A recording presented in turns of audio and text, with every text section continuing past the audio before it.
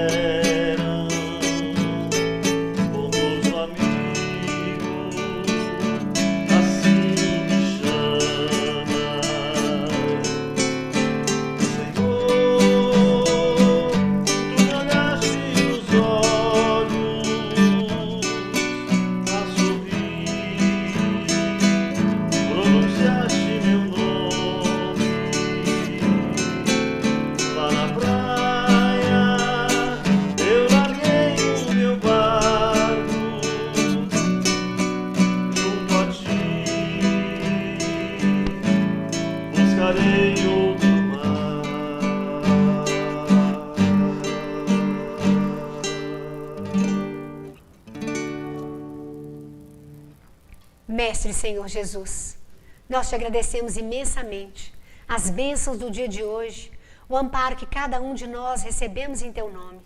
Agradecemos, Senhor, a oportunidade bendita de aqui estarmos e que possamos contar mais uma vez com a tua ajuda, com a tua presença, com os teus recursos e com o auxílio, Senhor, dos teus mensageiros, das equipes que nos auxiliam em teu nome. Que possamos todos nós, Senhor, estarmos unidos no objetivo maior de mais aprender para melhor servir. Ajude-nos a absorver os elementos que estão sendo movimentados em nosso favor. Ajude-nos a orientar o nosso íntimo, a nossa mente, o nosso entendimento, para que prevaleça sempre, Senhor, os teus ensinamentos. Ó celeste amigo, permita-te pedir por todos que estão em casa, à distância em prece, que todos também possam sentir e perceber, receber a tua ajuda, o teu auxílio, a medicação que está sendo movimentada. E que todos nós, Senhor, possamos também vibrar por aqueles que aqui gostariam de estar, mas que aqui não conseguiram chegar. Que todos também recebam, segundo a tua vontade. São com estes pensamentos, em forma de prece, contando com a tua ajuda, com o teu amparo e nos colocando, Senhor, à tua disposição, é que te rogamos a permissão para iniciarmos a tarefa em teu santo nome. Sê conosco, Jesus, hoje e sempre.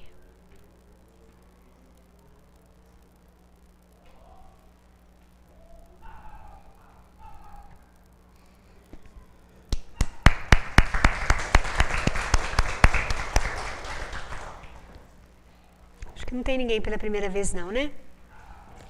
Bom, nós estamos aí caminhando no capítulo 8 do Evangelho segundo o Espiritismo, os bem-aventurados que têm puro coração, não é isso? Já trabalhamos todos esses itens e estamos finalizando aqui, entrando no escândalos. Eu só vou voltar num ponto aqui da verdadeira pureza, mãos não lavadas, quando Jesus diz que arrancada será toda planta que meu Pai não plantou. É claro que Jesus não está dizendo da planta material, está? Do vegetal.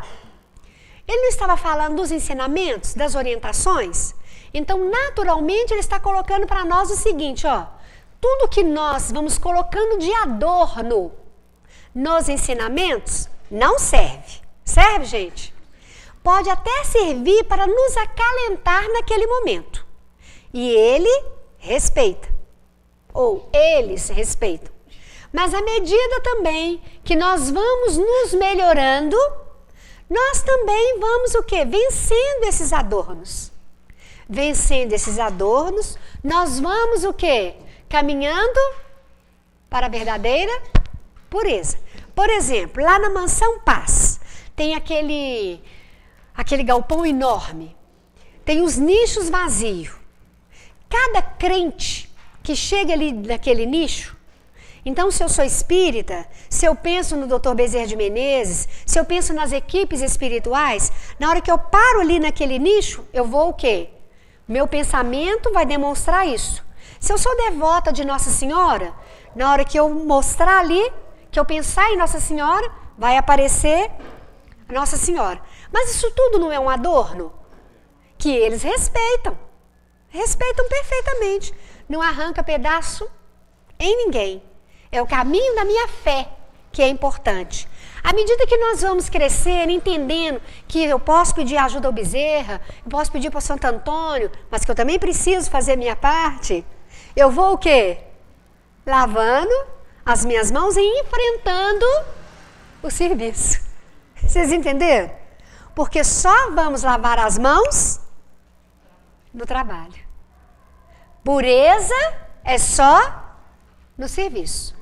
Paulo de Tarso, que ensanguenta as suas mãos como sal, limpa as suas mãos onde? No trabalho, né? A ponto dessa pureza o quê? A sombra dele curava. Por que a sombra dele curava? Porque está no estágio, num estado de pureza, de movimentação desses recursos, que chega perto daquele campo doentio. O que acontece? Dinâmica geral, né? É como se fosse uma estufa maravilhosa, que aqueles elementos doentios recebem um diapasão, né?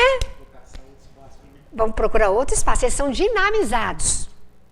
Tá, gente? É como se fosse uma desinfecção mesmo. Porém, se eu não mantenho um diapasão também melhor, eu vou atrair de novo aqueles elementos de infecção. Vocês acompanharam? Ou piores. Mas recebi daquele campo maravilhoso. Por quê? Porque ele lavou as suas mãos. Não somente essa mão, mas todo o seu ser, toda a movimentação, toda a busca que nós viemos fazer na terra. Tá claro isso? Tá?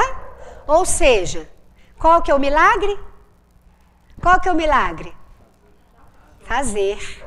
Eu querer fazer. Nós começarmos a fazer. Porque aí, ó, nós vamos movimentando e vamos realmente limpando. Agora hoje nós vamos trabalhar no escândalo. Vamos lá. Passa, por favor. Pode ir. Escândalos. Se a vossa mão é motivo de escândalo, cortai. É o item 11 do Evangelho segundo o Espiritismo. Se algum escandalizar a um desses pequenos que crê em mim, melhor fora que atasse ao pescoço uma dessas mós que um asno faz girar e que o lançasse no fundo do mar. Eu vou explicar. Ai do mundo por causa dos escândalos, pois é necessário que venham escândalos, mas ai do homem por quem o escândalo venha. Tende muito cuidado em não desprezar um desses pequenos. Declaro-vos que seus anjos no céu veem... Volta, Alexandre. Acorda, Alexandre. Incessantemente a face de meu Pai que está nos céus, porquanto o Filho do Homem veio salvar o que estava perdido. Se a vossa mão ou vosso pé vos é objeto de escândalo, cortai-os e lançai-os longe de vós. Melhor será para vós que entreis na vida, tendo um só pé ou uma só mão, do que terdes dois e serdes lançado no fogo do eterno. Se o vosso olho vos é objeto de escândalo, arrancai-o, lançai-o longe de vós. Está repetindo? Para vós que... Arrancai-o, lançai-o longe de vós. Melhor para vós será que entreis na vida tendo um só olho, do que terdes dois e serdes lançados no fogo do inferno. Mateus capítulo 18, versículos 6 a 11, capítulo 5 também, versículo 29 e 30. Será que Jesus nos quer sem os olhos? Sem as mãos? Sem as possibilidades de trabalho? Claro que não. Mas nós vamos trabalhar detalhe por detalhe. Mas de antemão, Jesus, o plano espiritual, todas as equipes em serviço, todos que estão esclarecidos, querem o melhor para nós.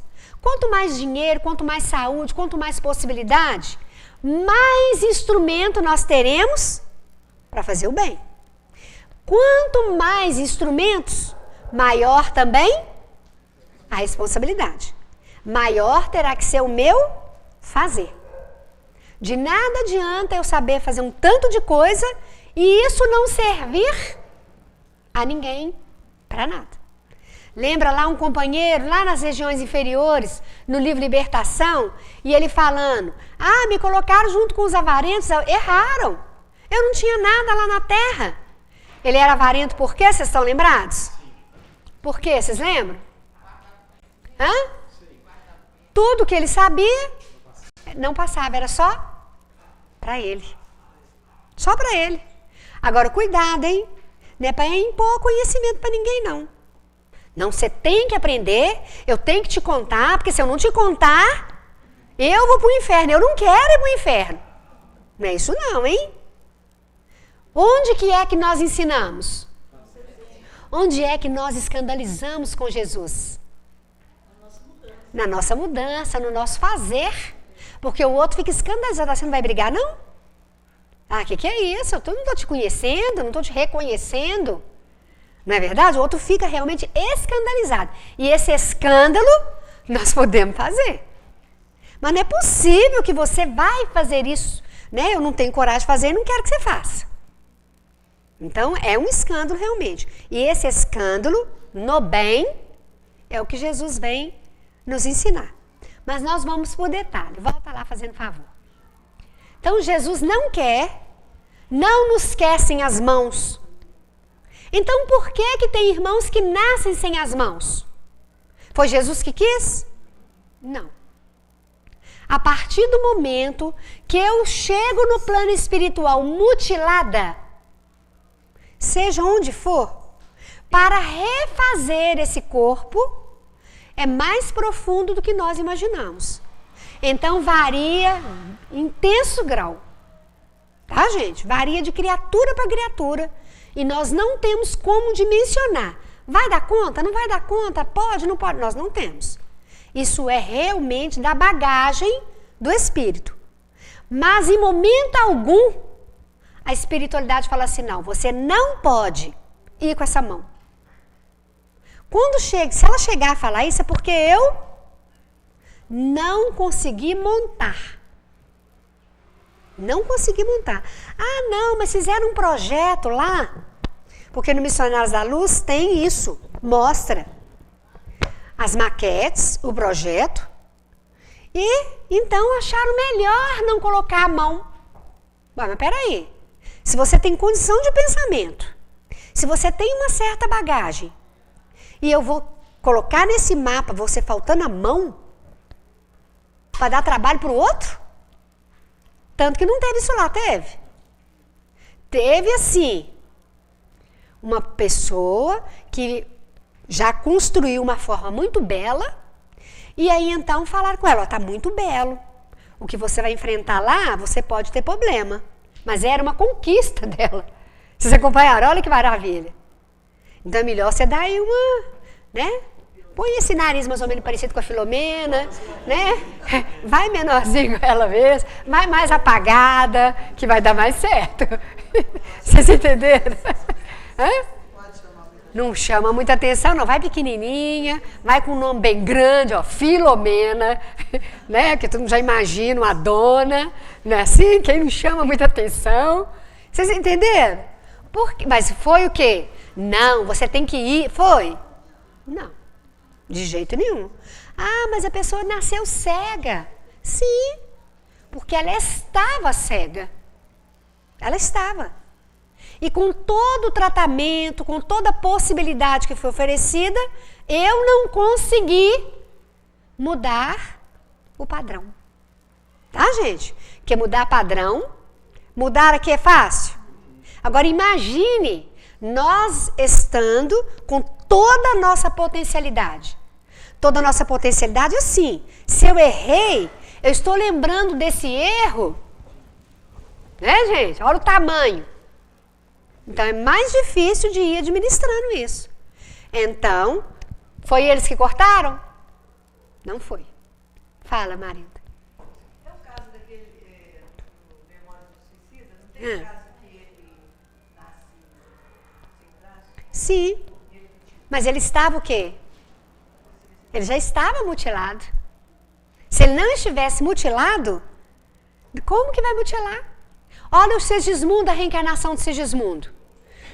O Sigismundo harmonizou tudo à volta do Sigismundo para que ele não agarrasse nos erros afetivos, naquela construção ali com a Raquel, com a Adelino. Por quê? Porque senão ele pioraria a questão do coração. Ele pioraria. Então foi feito todo um trabalho para que ele viesse para o útero harmonizado. Para que a bagagem dele interferisse menos. Acompanhar? Dona Laura fazendo todo um trabalho para que a hereditariedade consanguínea fosse neutralizada. Ela em harmonia. Se ela não estivesse em harmonia, vai prevalecer a doença, o escândalo. Vocês estão acompanhando? A nossa consciência culpada nos mutila. Essa é a verdade. Consciência em culpa nos mutila. Não tem que carregar a culpa. Errei? Peraí, eu vou corrigir. Errei de novo? Pera, eu vou ficar mais vigilante, eu vou corrigir. É um trabalho que nós precisamos realizar. Tá claro, gente? Nós vamos voltar em cada pedacinho aqui. Inclusive aqui, ó. Dessas mós que um asno faz girar que lançasse ao fundo do mar. Eu não sei se vocês lembram, já viram alguma coisa a respeito, né? O burrinho rodando para fazer o moinho rodar para a água, para triturar o milho. É isso aqui que está falando. É preferível pegar uma pedra dessa pesada, que faz rodar esse moinho, e se lançar no fundo do mar, e ficar lá do que criar o quê? Escândalo para o outro que está querendo aprender conosco. Vocês acompanharam? Tem pessoas, tem irmãos, tem pequenos querendo aprender conosco. Se eu ensino errado, eu estou o quê? Atrasando a caminhada desse coração, não estou? Porque ele confiava em mim. É preferível eu ir para o fundo do mar, perder as minhas possibilidades, do que eu fazer isso. Porque eu me comprometo e eu terei que o quê? Ajudar esse companheiro a reconstruir. Isso é tão sério que no livro, acho que é Voltas que a Vida Dá, um companheiro faz uma pintura de um quadro tão maravilhoso para um soberano, que aquele moço ficou tão apaixonado pelo quadro que ele fez, que a vida dele parou em frente àquele quadro. Não sei se vocês já leram esse caso. Olha que escândalo, que responsabilidade. Parou naquela reencarnação, eles desencarnaram, o tempo passou, eles desencarnaram. Ele continuou preso naquele quadro. E o pintor, que fez com toda a boa vontade, ficou maravilhoso realmente, se viu comprometido em resgatar aquele irmão. Tentou uma reencarnação, não conseguiu, tentou outra, não conseguiu. Resultado, ele reencarna e faz com que, compra aquele quadro, uma coisa assim, e viaja de navio, e o navio naufraga, para que fosse aquele quadro para o fundo do mar, e para libertar, para o quadro ser destruído, para ele conseguir tirar aquela pessoa de frente do quadro. Mas por que você fez isso? Porque eu que fiz ele apaixonar pela imagem dele mesmo, que ficou tão bom, e eu me senti na responsabilidade de tirar de lá, já que ele não conseguia. Agora o quadro destruído, ele vai recomeçar a vida dele. Olha, gente, aparentemente uma coisa boba, não é? Mas ele sentiu que aquele outro era o pequeno, que ele tinha o que oferecer, e ele foi lá oferecer. O pintor também não conseguiu desvincular enquanto o quadro não foi destruído. Agora você imagina as nossas opiniões, que nós somos cheios de verdades. Ou não, né? Ao invés de a gente pensar assim, o que Jesus gostaria que eu falasse? O que o Evangelho me orienta?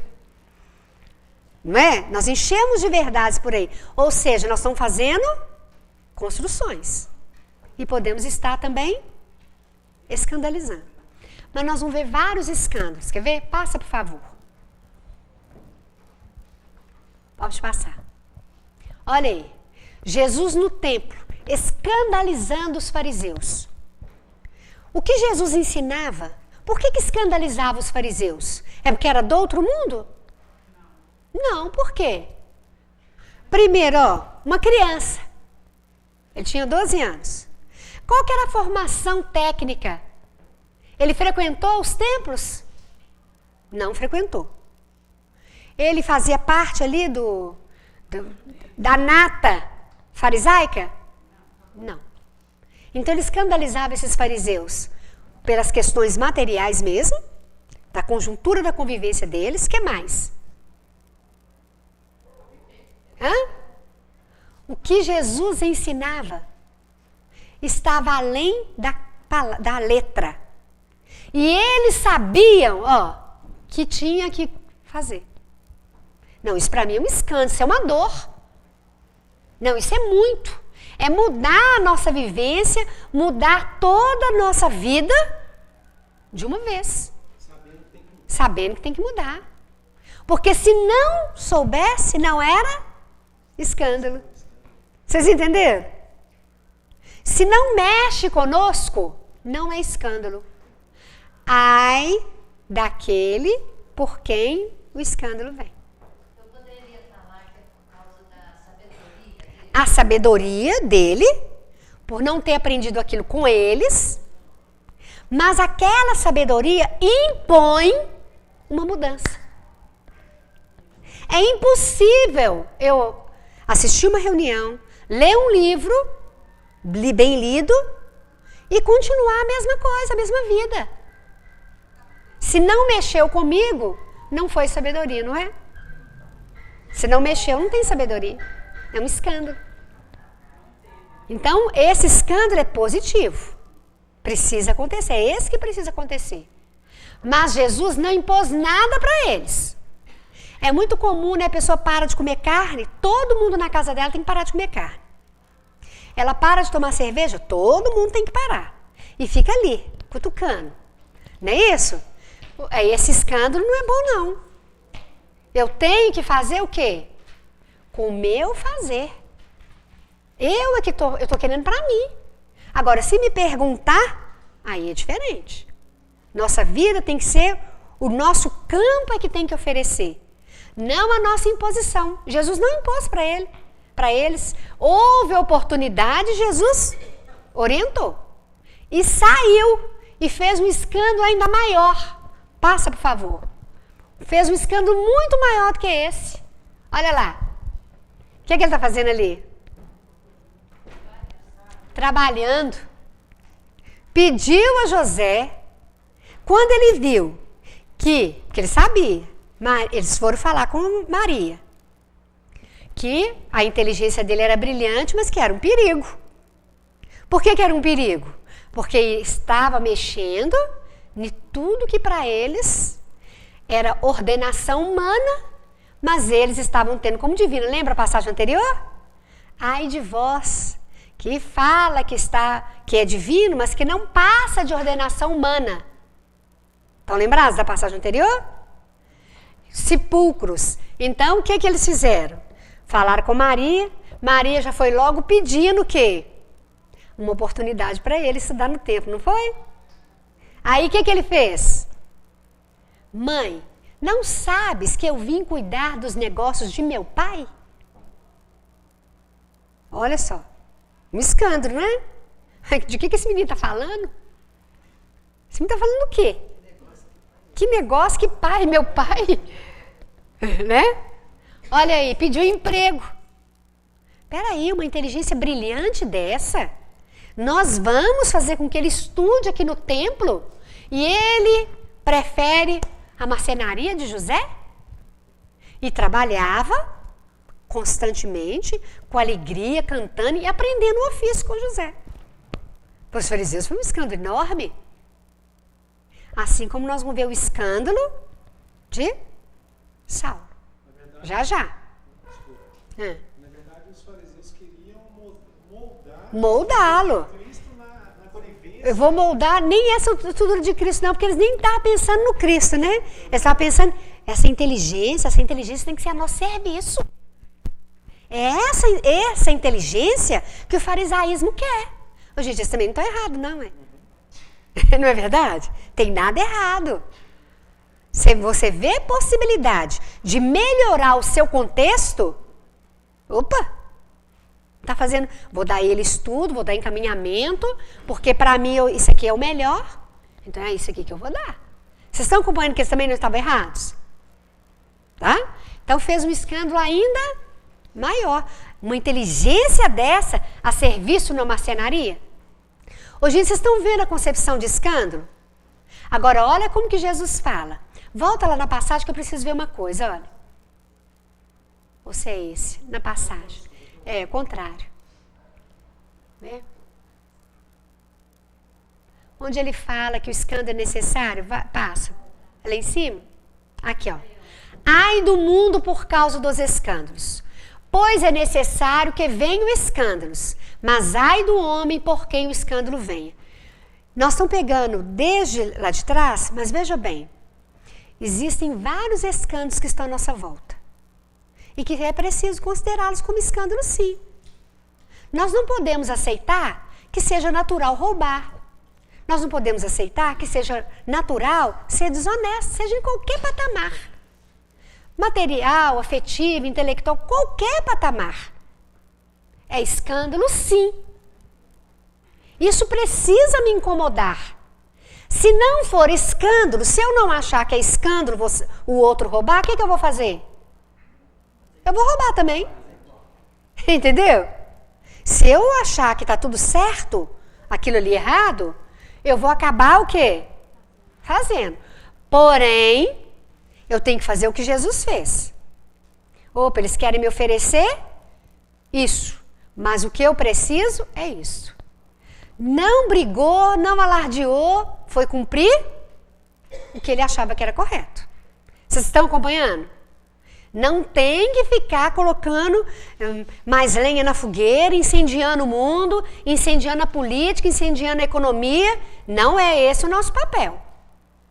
Não é. Tem que vir o escândalo? Por que tem que vir o escândalo? Ah, porque o outro tem que errar? É isso que ele está falando? Não. Ele está dizendo que eu preciso realmente ficar escandalizada quando eu ver o erro. Eu tenho que achar que aquilo realmente está errado e ter algo de melhor para oferecer. Não adianta eu ficar contando para o outro e propagando esse erro também. Não adianta. Preciso ser incomodada para que eu não entre também. Porque se eu achar tudo normal, lá vai eu fazendo também. Vocês estão acompanhando qual que é o patamar? Isso é seríssimo, tá? Porque, mas ai do homem por quem o escândalo vem. Falei aqui uma coisa assim, horrível, fiz um ato terrível na minha vida. Ficou todo mundo escandalizado. Nó, Deus me livre, eu nunca vou fazer isso. Que bom. Que bom que você falou, não, eu nunca vou fazer isso. Agora, ai de mim, que movimentei uma energia tão ruim. O que eu movimentei foi para mim. Vocês acompanharam? Não te ensinei o errado, porque você ficou escandalizado. Se você ficou escandalizado, você não aprendeu o errado. Vocês entenderam? Porque se escandalizou, já sabe que aquilo ali não é o patamar que se deve fazer. Tá certo? Agora, se eu não ficar escandalizado, o que eu estou fazendo? Ensinando. Olha como que um versículo vai ligando com o outro. Hipócritas, vocês sabem muito bem que tem que lavar não é o exterior, é o interior. Porque vocês sabem que tem que honrar o pai, a mãe, cumprir com os deveres, não é a passagem lá de trás? Porém, nós estamos colocando ordenações humanas e ensinando os pequenos a errar. Eu venho, rezo o terço, faço a novena, leio o livro, né? Leio o livro Nosso Lar, falo dele, etc, etc. Mas eu não mudo. Você continua me vendo brava, irritada, orgulhosa, sem mudança, e estou te ensinando. Entenderam? Quem que está sendo prejudicado? Maiormente. Porém, se não ficou escandalizado, é porque não tem patamar para diferenciar. Porque quem tem patamar para diferenciar, vai ficar escandalizado. Se eu não me escandalizei, é porque eu sou conivente. Para mim não faz diferença, né? Sou conivente. Ou então, aquilo para mim não tem um patamar que eu possa achar que aquilo é errado. Aí eu continuo aprendendo e vou fazer errado. É muito comum em ambientes de erros, a criança vai crescendo naquele meio e vai aprendendo aquilo, e aquilo para ela é o quê? Comum. Aí nós que estamos de fora ficamos escandalizados, não é assim? Meu Deus, olha. Então, o meio dela, então, ela não está escandalizada. Ela está o quê? Nesse patamar aqui que eu estou falando. Tudo normal. O de fora que fica escandalizado. Perceberam? Tá? Tá claro, gente? Então, é preciso sim enxergar tudo que está por aí, que não está de acordo com a vontade do alto, mas também não tem que jogar bomba nem ninguém. Eu tenho que ter o quê? Olha a medida de Jesus. Não, eu não vou entrar aí no fariseu, não é o meu caminho. Vou mostrar para ele qual que é o meu caminho. Olha, tem mais, quer ver? Passa, por favor. Passa. Agora o próximo. Olha, Jesus dentro do templo com o azorrague. Foi um escândalo, não foi? Na casa do meu pai, eu não quis pegar. Você diz que ele está mais enérgico? Mas tem imagem com azorrague, né? E o povo faz aqueles exageros. Não consigo conceber Jesus dessa forma. Jesus foi enérgico? Sim. Mas se irado, nunca. Porque a ira dele mataria todo mundo. Eu já falei isso aqui. Por causa da energia que seria movimentada. Não é o caso. Então, foi o quê? É um escândalo? Sim. Aqui, na casa de meu pai, o templo não é lugar para eles venderem o boi, a pomba, as moedas, nada disso. Então, os fariseus ficaram escandalizados, sim. Por quê? Porque Jesus foi enérgico. É como se falasse assim, mas você não é tão bonzinho pregando à vontade um pai amoroso? Mas o pai amoroso também reage. Exatamente. Já não estava ouvindo mesmo, né? Passa, por favor. Tem mais. Olha lá. Olha que escândalo. Vocês estão lembrados dessa passagem? Os apóstolos ficaram escandalizados demais, mas não é possível. O mar em revoltas. Será que ele não vê que nós perecemos? Nós estamos quase morrendo, o barco está afundando e Jesus dormindo. Não é possível. Mas Jesus não tinha medo da morte, né? Que mandou eles terem medo da morte. Jesus levanta, acalma a tempestade, né? Acalma a tempestade e Pedro fica escandalizado. Quem é esse que dá ordem até mesmo para os ventos? Olha só, gente. Mas eu não vou entrar em detalhe dessa passagem, que tem mais coisa. É só porque eu quero seguir com os escândalos, tá? Então passa, por favor. Depois nós podemos até voltar na passagem, se vocês quiserem. Passa, por favor. Olha que escândalo maravilhoso. Olha só. Saulo querendo, então, acabar com a casa do caminho. Vai se aconselhar com Gamaliel. Olha o que ele fala. E agora digo-vos, dai de mão a estes homens e deixai-os. Porque se este conselho ou esta obra é de homens, se desfará. Mas se é de Deus, não podereis desfazê-la, para que não aconteça seres também achados, deveria ser achado, combatendo contra Deus. Atos capítulo 5, versículo 38 a 39, e lá no livro Paulo e Estevão também. Quando ele vai conversar com Gamaliel, e o Gamaliel fala com ele, Saulo, se essa obra for dos homens, ela vai acabar. Meu filho, mas se for de Deus, não mexa, porque você vai estar o quê? Combatendo contra Deus. Saulo ficou escandalizado. Como é que ele pode pensar assim? Vou ter que dar de mão para eles, vou ter que deixá-los seguir? Não, não posso, eu estou defendendo o farisaísmo. Ele não estava defendendo o farisaísmo. Ele estava defendendo o seu orgulho, a sua vaidade, porque ele sentiu-se afrontado. Não eram os princípios, porque o princípio primeiro é amar a Deus sobre todas as coisas. Não é isso? Mas o tempo passa. Outro detalhe. Quando Estevão foi lapidado e que ele pede o corpo, Gamaliel pede o corpo, Gamaliel fala com Saulo, vou me recolher a Palmira, tenho estudado o Evangelho dos Galileus, embora eu saiba que isso te escandalize, estão lembrados? Mas eu estou estudando, mas já estou muito velho para mudar os meus princípios publicamente. Eu vou o quê? Me nutrir. Mas isso nunca ficou perdido na vida de Saulo. Gente, não foi um escândalo positivo? Quando ele afirmou isso, ele já tinha mudado. Já tinha mudado. Ele já tinha mudado. Por isso que ele já ia para Palmeiras. Só tomar uma atitude pública. Exatamente, não ia tomar uma atitude pública, mas ele já tinha convicção. Tá? Claro, gente. Posso passar? Tem mais escândalo, olha lá.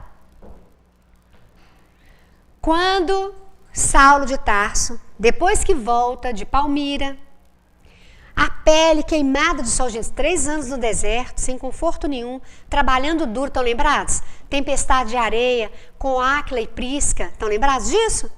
E aí então, terminou os 3 anos, ele vem a Jerusalém, uma viagem cansativa. Estão lembrados? Chega em Jerusalém. Ele, na entrada da cidade, ele revive emoções, relembra quando ele saía dali depressa e ia encontrar com Abigail, relembra tudo isso, o coração enche de alegria, de ao mesmo tempo, né, o que é que eu vou encontrar aqui? Estão lembrados disso? E aí ele vai procurar o Alexandre. Deixa eu ver se é. Vai procurar o Alexandre. Quando ele chega na casa do Alexandre, olha o que acontece. Primeiro, o que aconteceu? Ele pede para poder falar com o Alexandre. Quem que era esse Alexandre? Esse Alexandre despachava junto com ele dentro do Sinédrio. Inclusive, foi um dos que facilitou, podem conferir lá, para que ele levasse a carta para poder perseguir o Ananias lá em Damasco. Então, quando ele chega lá, parecendo um beduíno do deserto, e que pede para chamar o Alexandre, o que o empregado achou que era? O servo achou que era? Um pedinte. E aí, então, chamou, e ele percebeu imediatamente uma distância, porque ele não reconheceu ele. Não reconheceu. Aí é onde que nós vamos situar. O ex-discípulo de Gamaliel refletiu na realidade amarga daquela primeira recepção simbólica. Jerusalém certamente nunca mais poderia conhecê-lo. Se o Alexandre não conheceu, ele também não reconheceria. A cidade também não.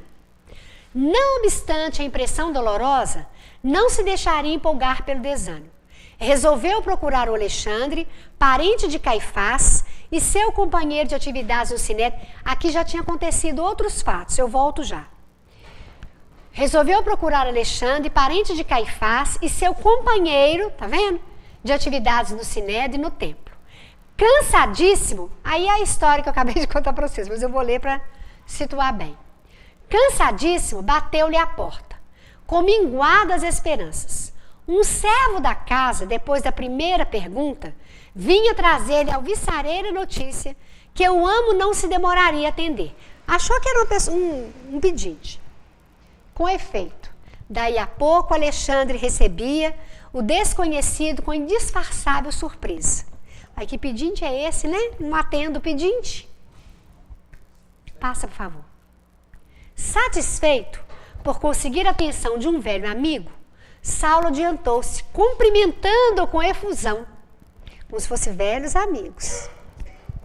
O israelita ilustre não conseguiu ocultar o desapontamento e sentenciou com alguma generosidade nas palavras: Amigo, a que vindes a esta casa? Será possível que não me reconheças? Interrogou bem-humorado, apesar da imensa fadiga. Vossa fisionomia não me é de todo estranha, entretanto. Alexandre, exclamou por fim prazenteiro, não te recordas mais de Saulo? Um grande abraço foi a resposta do amigo, que perguntava solícito, modificando o tratamento. Muito bem, até que enfim, graças a Deus, vejo que está curado. Por enquanto, gente, é só o acontecido. Não teve escândalo ainda não. Espera aí. Vamos lá. Não me enganei, esperando que voltasses. Grande é o poder do Deus de Moisés. Ô, gente, muito cuidado com isso. Deus do Moisés, meu Deus, seu Deus, é Deus. Tá? É Deus, é um só. Saulo compreendeu de pronto a ambiguidade daquelas expressões. Sentindo dificuldade em fazer-se entendido, procurava o melhor meio de explicar-se com êxito, enquanto o amigo prosseguia. Mas que aspecto é este? Olha, que mais parece um beduíno do deserto. Diz-me, quanto tempo durou a enfermidade pertinaz? O negócio começa aí. Saulo encheu-se de coragem e acentuou: mas há engano, com certeza, ou estará mal informado, porque nunca estive doente. Impossível, disse Alexandre, visivelmente desapontado, depois de tantas demonstrações afetuosas. Jerusalém anda repleta de lendas a teu respeito. Sadoc veio até aqui, olha, há 3 anos, pedir providências enérgicas no Sinédrio, para que se esclarecesse tua situação, e depois de longos debates, levou uma ordem de prisão contra ti. O que Sadoc era? Quem era Sadoc? Amigo. O amigo. Tá? Aquele amigo do início do livro, que os dois estão fazendo maior lixo ali. Né? Confidente. Exatamente, confidente. Desde essa época, lutei desesperadamente para que se modificassem as disposições da peça condenatória. Provei que se havias adotado... Olha, gente, Saulo ficou escandalizado com isso, olha. Provei que se havias adotado uma atitude simpática para com a gente do caminho, certo, essa decisão obedecia a fins que não estávamos habilitados a compreender de pronto. Como, por exemplo, o de sondar melhor a extensão de suas atividades revolucionárias. Saulo não pôde conter-se e revidou antes que o amigo continuasse. Mas nesse caso, seria um hipócrita, refalsado e indigno do cargo e de mim mesmo. Vocês perceberam? Saulo ficou escandalizado. Não é possível. Alguém que eu achava que até então era sério, era correto. Gente, vocês perceberam a profundidade disso aqui? Eu consegui amenizar a sua condenação. Eu fiz tudo achando que tem alguma coisa, porque no fundo você estava, era a serviço, infiltrado. Vem esse espião no meio lá do povo para poder entender melhor. Oh, peraí. Ou seja, o que ele conhecia mesmo de Saulo? Nada. Saulo ficou escandalizado. Conhecia nada. Agora quem vai ficar escandalizado é o outro. Olha só. O outro contrafeito carregou o sobrolho, né? Vai lá. Aliás, ponderei todas as hipóteses. E não como não podia tomar-te como hipócrita, tentando arrumar, né? Assentou Alexandre, procurando emendar a mão. Consegui provar que a tua atitude em Damasco provinha de transitória demência. Não era justo pensar de outro modo, mesmo porque, do contrário, serias também insincero conosco, na esfera do farisaísmo. O negócio ficou o quê? Ei, gente, ficou apertado agora, não ficou? Para todo mundo. E olha, que para Saulo ficou mais difícil, porque Saulo estava agindo realmente de coração aberto. Ele queria realmente, ele queria escandalizar, mas superior. E o outro, coitado, estava doendo demais nele, estava escandalizado, não é possível. E ele ainda fala com, eu não coloquei aqui para não ficar muito grande, mas ele fala com Saulo assim: desde que eu soube da sua viagem e dos acontecimentos, você estava com Demétrio, com não sei quem, e fala mal dos companheiros que eram os acompanhantes dele, os soldados, como se eles fossem pessoas ignorantes, pessoas que não soubessem pensar. Não, tinha que acontecer aquilo mesmo, porque olha as suas companhias. Eles não estavam realmente em condições de te ajudar, desmerecendo, inclusive, as companhias. Mas Saulo continua, olha só. Sentiu os olhos, Saulo, né, sente os olhos úmidos.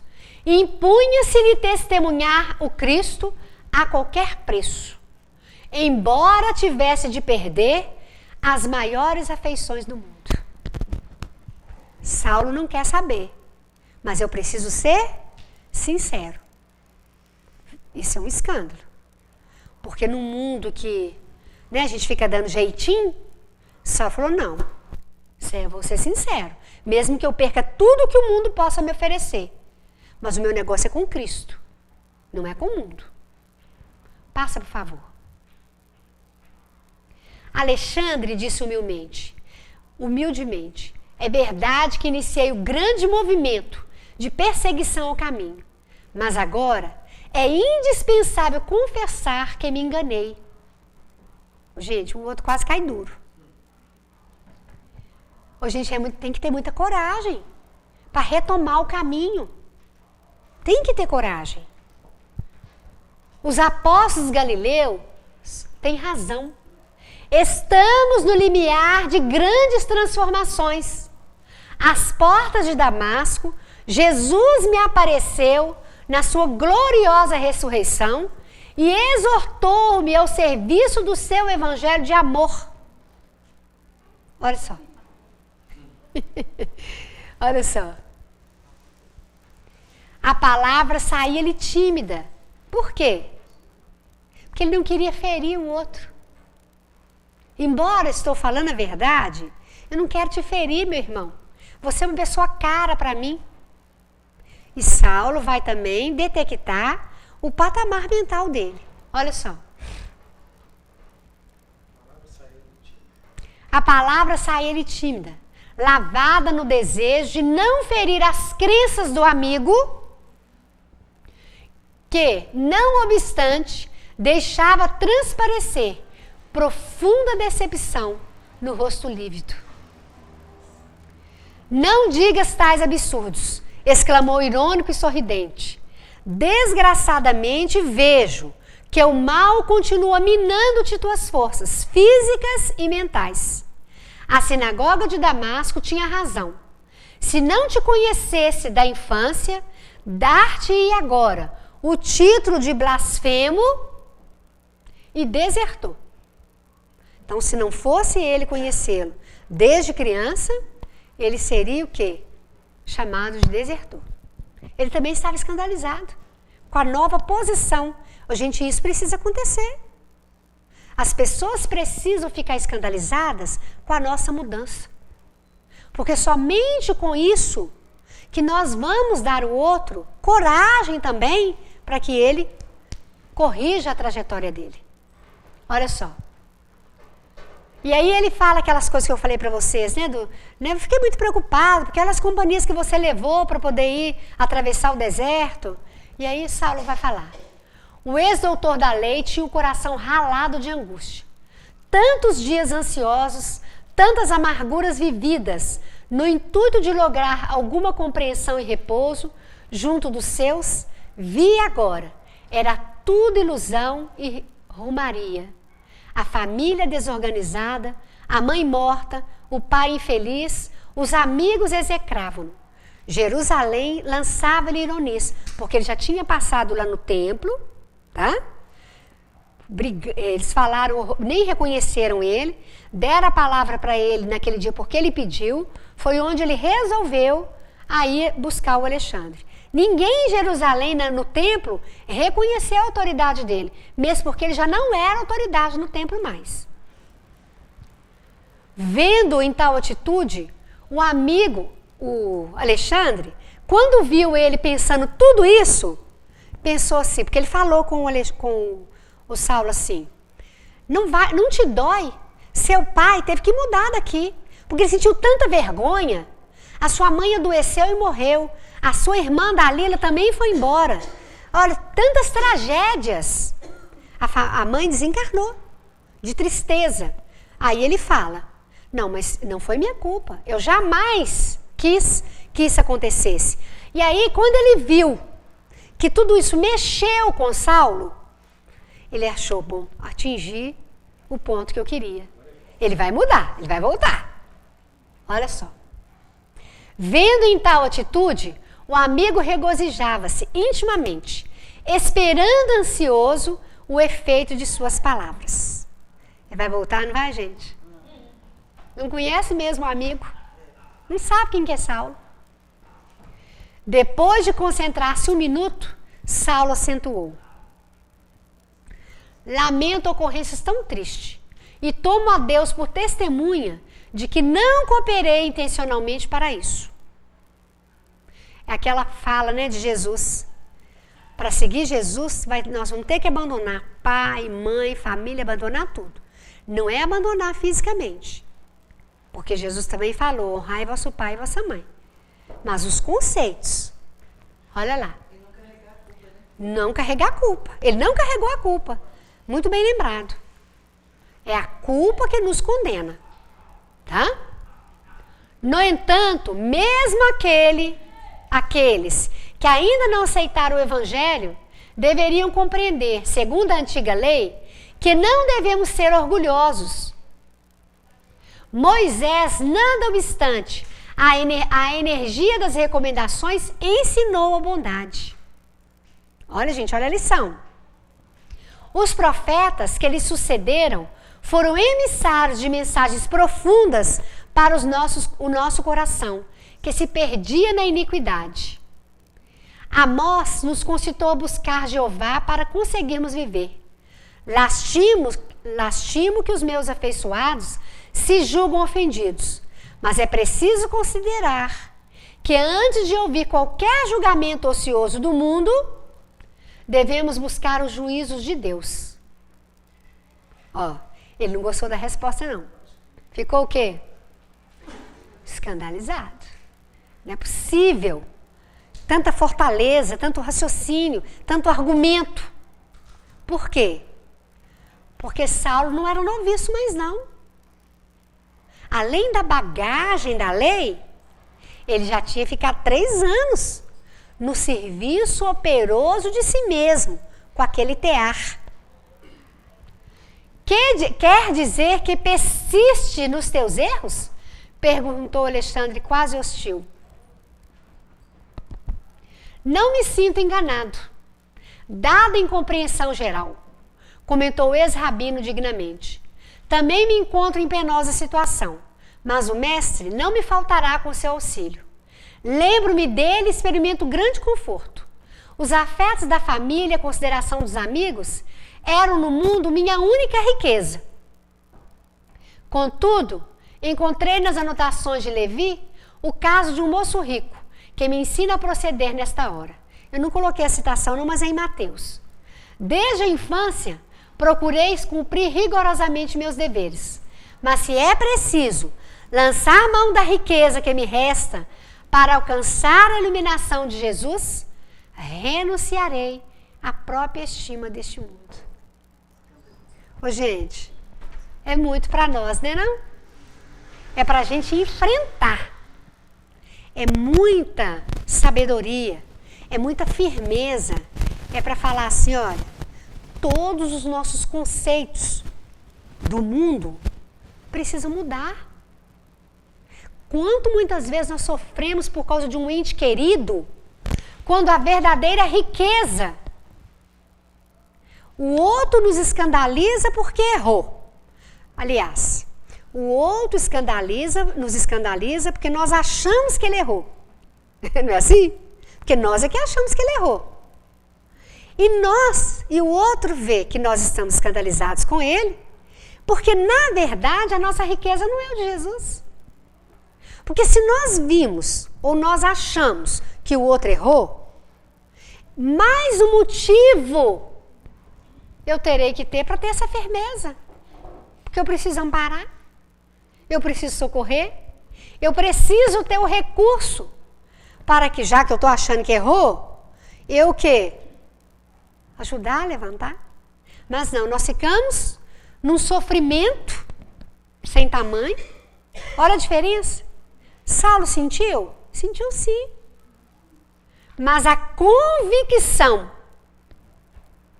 de Jesus, a convicção do plano que ele está vibrando, a convicção no seu fazer, é muito maior do que a riqueza do mundo. A minha maior riqueza é a família. E era mesmo, gente. Tinha realmente um conceito, um fervor com aquela família. Porém, tanto que nós vamos ver depois ele com o pai. Nós não vamos ver ele com o pai. O pai também ficou escandalizado. Mas Saulo ficou mais escandalizado ainda. E doeu, porque meu pai não tem condições de mudar. Meu pai não tem condição de mudar, não adianta eu insistir. Eu vou fazê-lo sofrer. Olha que maturidade. Eu não vou insistir, porque eu vou fazê-lo sofrer. Nós temos esse amadurecimento? Não, você vai mudar, porque eu quero que você mude. Eu é que sei. Não é assim? Que nós não sabemos muito? Nós sabemos muito aí. Olha a diferença. Gente, detalhe. Saulo tem grande respeito por esse homem que ele considera uma autoridade. não foi agressivo, não brigou, mas também não aceitou. Não, peraí, eu não estou doente. Não, eu achei que você tinha entrado lá para sondar. Ué, mas peraí, então eu sou um hipócrita. Ah, detalhe. Quando ele falou do pai, etc., Saulo sentiu que ele estava chamando ele de mentiroso. Saulo baixou a cabeça. Não é possível, depois de eu escutar isso tudo aqui, ele está me chamando de mentiroso. Doeu nele. Mas a firmeza, eu sei onde eu tenho que ir e como eu tenho que ir. Vocês acompanharam? Isso precisa nascer na gente. Bom, mas a hora já passou, né? Não posso continuar mais. Tem mais escândalo aí. Nós continuamos mais tarde. Não é isso? Está escandalizado, Marilda? Posso? Puxa a energia aí, hein, gente?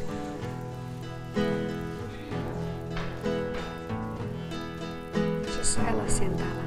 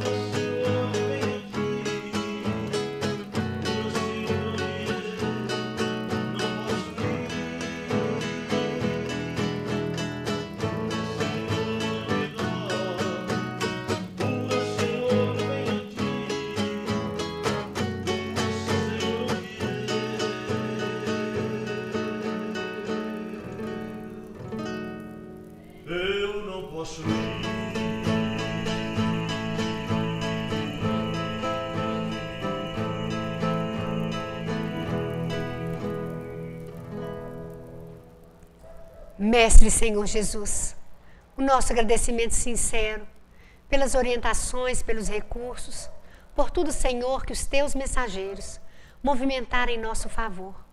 Que nesse momento de prece, Senhor, nós possamos iluminar o nosso íntimo, a nossa mente, o nosso entendimento, para que todos esses recursos prevaleçam, para que todos esses recursos, Senhor, adentrem em nossas células e em nosso ser.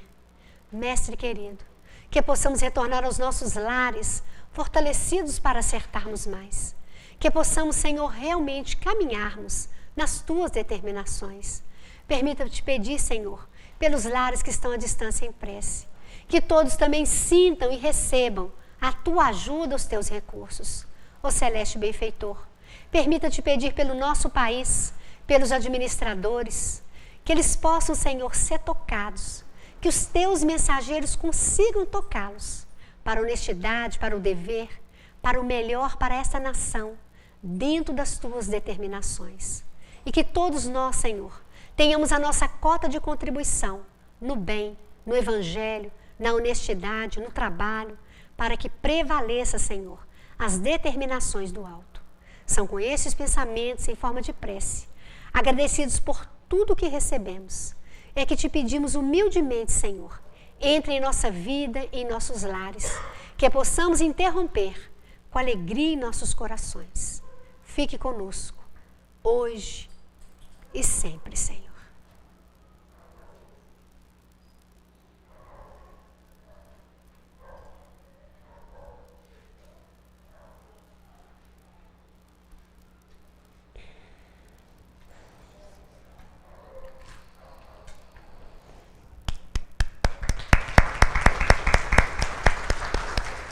Gente, como esfriou, tem caldinho.